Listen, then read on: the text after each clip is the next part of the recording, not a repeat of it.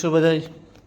હાલો તો આપણે ઇઝરાયલમાં જોઈએ છીએ ટમેટીની કલમ લગાડીએ ને અમે એનું જે આ છે ને પાછળ મારી પડીને એ ટમેટીનું જે થડમાં લગાડવા એનો ને થડ છે એને ઇંગ્લિશમાં અમે રૂસ્ટોક કહીએ.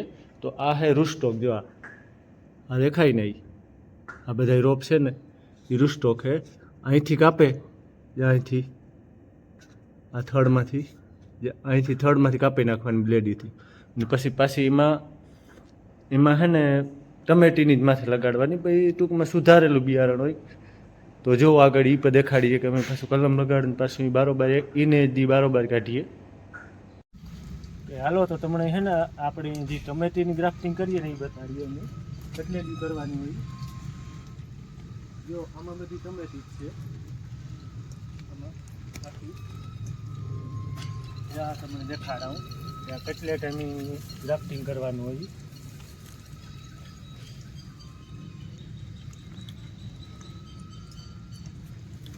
જો આ હે ને આ ગ્રાફ્ટિંગ કરેલી જે આ ગ્રાફ્ટિંગ છે આ કરેલી છે અને શિયારદી થયા હજે અને શિયારદી થયા. જો જે આ શિયારદી થયા હા ગ્રાફ્ટિંગ કરેલી છે આથી આ. અને આ અટાણે છે ને ઉનાળામાં એ માનો નહીં કે 13 દી આપણી ઉગ્યા પછી 13 દી ગ્રાફ્ટિંગ થાય. અને શિયાળામાં થોડોક ટાઈમ વધારે હોય કારણ કે શિયાળો વધારે હોય ને એટલે થોડુંક વધારે વહેલું થાય કે ન લાગે કે ગ્રાફ્ટિંગ કે એવા સારું થઈને ઓછામાં ઓછા મેં પૂછ્યું તો 20 દી થાય. 20 દીનો ટાઈમ લાગે. ને બીજું કે આ લગભગ બધી ગ્રાફ્ટિંગ કરેલી જ હોય, કોઈ એવું ન હોય. તો આવી રીતના હે જો અંદર ગ્રાફ્ટિંગ કર્યું હોય પાછું એની ત્યાં બારોબાર રાખી દઈએ. આ નેટ નાખેલો હોય વધારે તડકો હોય તો 2 નાખે 3 નાખે. જો એટલે ઓટોમેટિક ફુવારો ચાલુ થઈ જાય. દેખાય છે મને? આવો જ્યાં પાણી 10 મિનિટથી પાણી ચાલુ રહે. જ્યાં દેખાય ને પાણી મોજેલું થાય ચાલુ જાય 10 મિનિટ ચાલુ થઈ જાય. અને એક દીમાં લગભગ એ માનો નહીં કે 700 થી 800 ટ્રે કરે. 700 થી 800. અને એક ટ્રેમાં આ ટ્રે છે જ્યાં અંદર આ ઝીણકી ટ્રે હોય ને 165 હોય આની અંદર 165 છોડવા એટલે ઓછામાં ઓછી 700 ટ્રે એક દીમાં કરે. તો આવું બધું છે.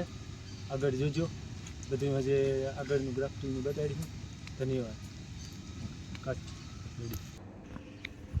જે અહીંયા છે ને આ રાખેલું હોય અમે ગ્રાફ્ટિંગ કરેલું હોય ને એ ડબલ નેટ હોય.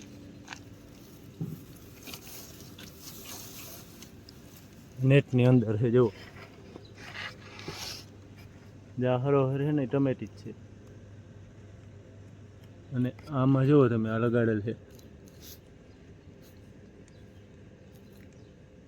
જ્યાં કલમ લગાડેલી આ ક્લિપ મારેલો હોય દેખાય.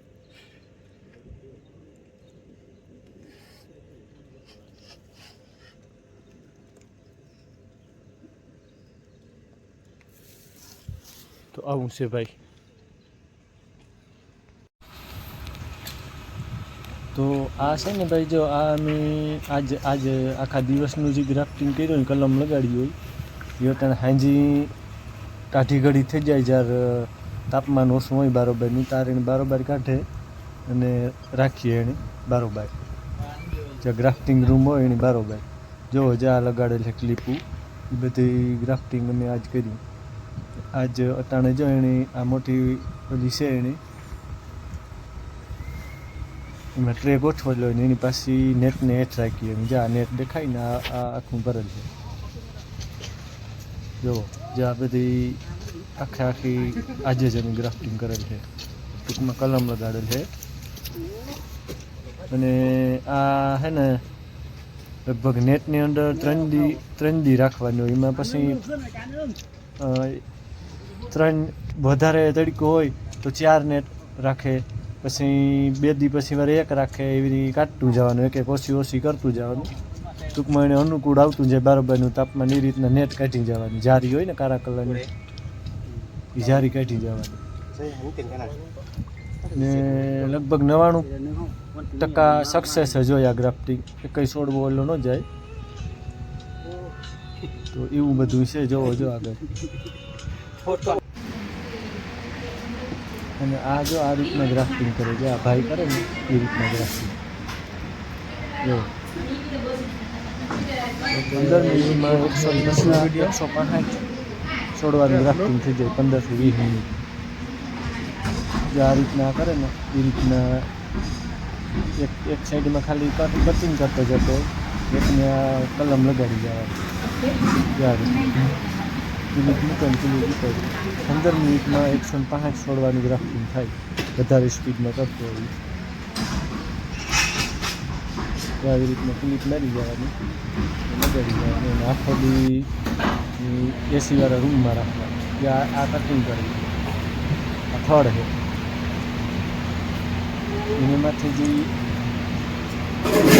સાયન છે ટૂંકમાં બીજું થોડુંક સુધારક બિયારણ હોય એનું હોય. જે આ રીતના કટિંગ કરે પહેલાં ક્લિપ નાખી જવાની, પછી બીજો હોય એ પાછું વારે એમાં માથા સોટાડી જાય. જે આ ખાલી થડ છે એના રૂસ્ટો હોય આ રીતના ક્લિપ નાખી જાય.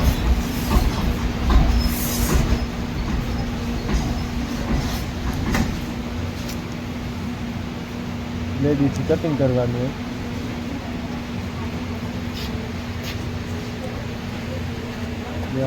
આ બધું ખાલી ક્લિપ મારે પણ હમણાં તમે બતાવો એ રીતના તો ઉપરથી ક્લિપ દબાવવાનું, જે સાયન હોય મૂકી દેવાનું, ક્લિપ ફિટ કરી દેવાનું.